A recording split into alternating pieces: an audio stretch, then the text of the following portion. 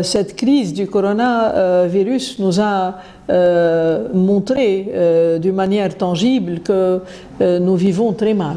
Nous avons détruit les écosystèmes, que nous avons été désinvoltes en traitant la question du changement climatique, que nous avons été extrêmement consommateurs au mauvais sens du terme et que nous avons même complètement ignoré les instructions basiques sur la qualité de vie, sur la qualité de la nutrition, et que notre vie de tous les jours est une vie qui mène évidemment à toutes sortes de maladies et qui mène incontestablement aussi à des catastrophes successives. Nous avons constaté qu'il y a eu un déficit grave de la gouvernance internationale à l'occasion de cette catastrophe.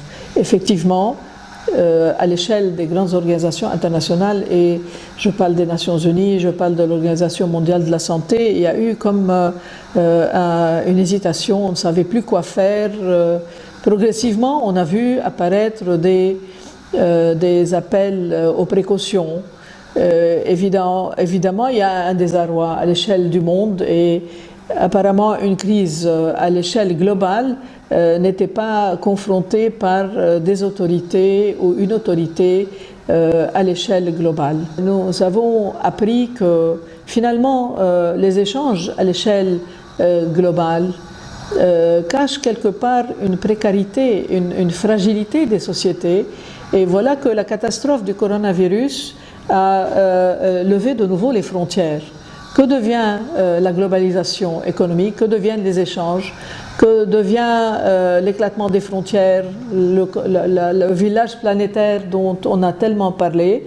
Eh bien, tout ça s'est écroulé. Il y a un aspect positif qui est celui de l'importance de l'usage qu'on pouvait faire de l'outil technologique, de Internet en particulier, dans la confrontation à la fois avec le coronavirus et dans l'adaptation à ces contraintes qui nous ont été imposées à cette occasion. Nous avons continué à travailler aussi d'une manière nouvelle, nous avons continué à enseigner, nous avons continué à faire des activités, à faire des réunions. Si nous avons pu continuer à vivre, c'est grâce à l'outil technologique et aux médias sociaux. Et ça, ce n'est pas quelque chose de négligeable, parce que finalement, cela prouve que l'humanité est à la fois confrontée à des défis majeurs, mais qu'elle a aussi dans son patrimoine, dans son portefeuille, des outils qui lui permettent d'affronter d'une manière nouvelle et d'une manière plus ou moins inédite les difficultés du temps actuel.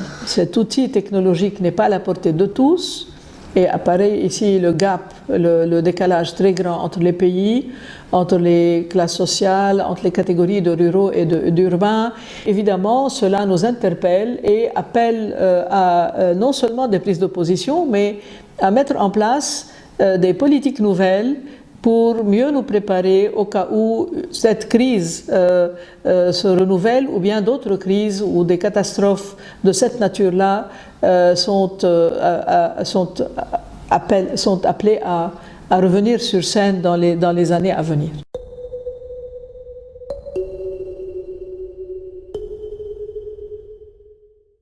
Nous devons absolument changer nos pratiques de vie. Nous devons absolument revenir au respect de la nature, au respect des écosystèmes.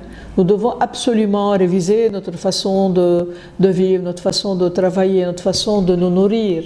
Nous devons être plus respectueux des normes de la nature, parce que quand on a enfreint à ces normes, on s'est retrouvé dans cette catastrophe-là. Nous devons aussi veiller très sérieusement à l'usage qui est fait de la science. La recherche scientifique a des buts nobles, bien évidemment, mais moi je crains fort qu'il y ait aussi des buts moins nobles derrière la manipulation génétique et les expériences de laboratoire sur les bactéries et sur les virus. Comment rendre d'abord transparentes les recherches scientifiques et collectives et mettre des garde-fous collectifs pour qu'il n'y ait pas de débordements, pour qu'il n'y ait pas des débordements évidemment involontaires, mais aussi un usage incontrôlé de ces outils que l'humanité est en train de mettre en place. Nous devons également chercher à réduire les décalages qui apparaissent aujourd'hui dans les capacités des uns et des autres d'utiliser l'outil technologique et d'entrer sur Internet et de pouvoir aussi, à travers les médias sociaux, continuer à communiquer, continuer à travailler, continuer à étudier, continuer à être en contact avec le monde. Il faut absolument que nous puissions reconsidérer les valeurs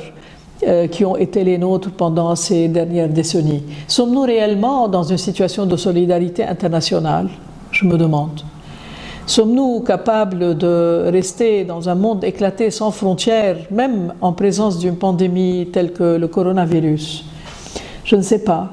Je sais seulement que l'humanité est aujourd'hui paradoxalement devant une situation qui réduit d'une part les désirs de collaborer, et chaque pays essaie de trouver des solutions à ses propres problèmes, mais d'un autre côté, l'humanité est interpellée par la nécessité de mettre ensemble les moyens pour résoudre ensemble les problèmes qui sont ceux de l'humanité entière. Donc on est paradoxalement devant une situation qui nous confine, qui nous isole, mais qui nous interpelle sur le plan existentiel pour être plus à même de collaborer avec les autres, au-delà de toutes les frontières, pour trouver des solutions à des problèmes qui sont des problèmes communs de toute l'humanité.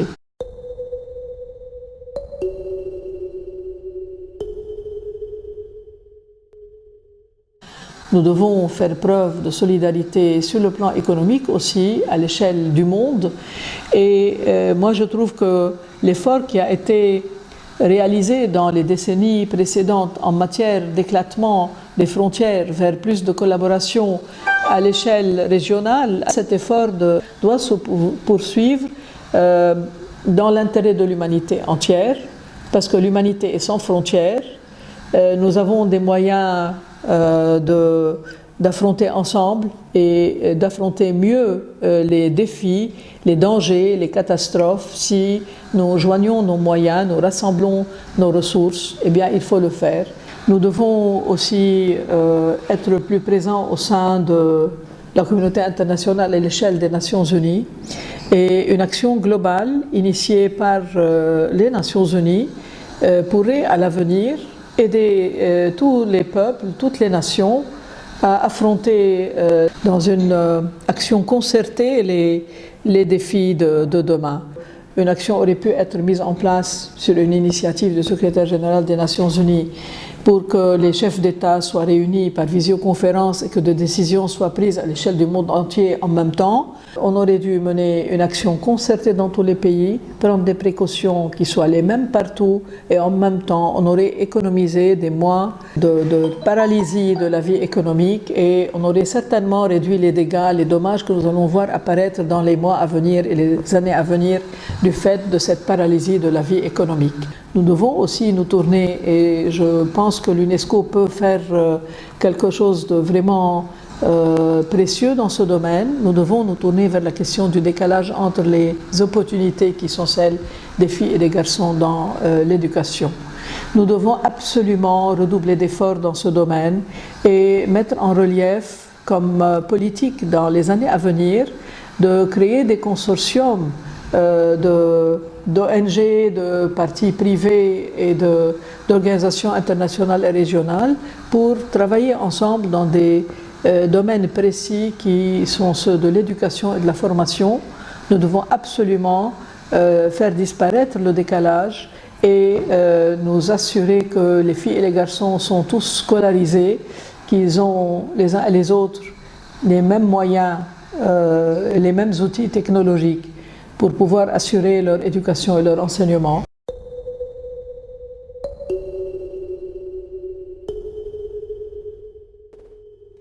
Et l'avenir, pour qu'il soit meilleur, il doit être anticipé par une prise de conscience, pour avoir tiré des leçons de cette expérience-là, pour éviter que demain nous ayons laissé des gens derrière nous. Si le slogan de l'humanité pour les années 30 est celui de ne laisser personne derrière, to leave no one behind, Il faut penser d'une manière très sérieuse au décalage entre les filles et les garçons dans le domaine de l'éducation et de la formation et œuvrer pour que ce décalage soit tout à fait supprimé et que nous puissions affronter le futur tous ensemble et que nous puissions joindre nos moyens pour protéger toute l'humanité.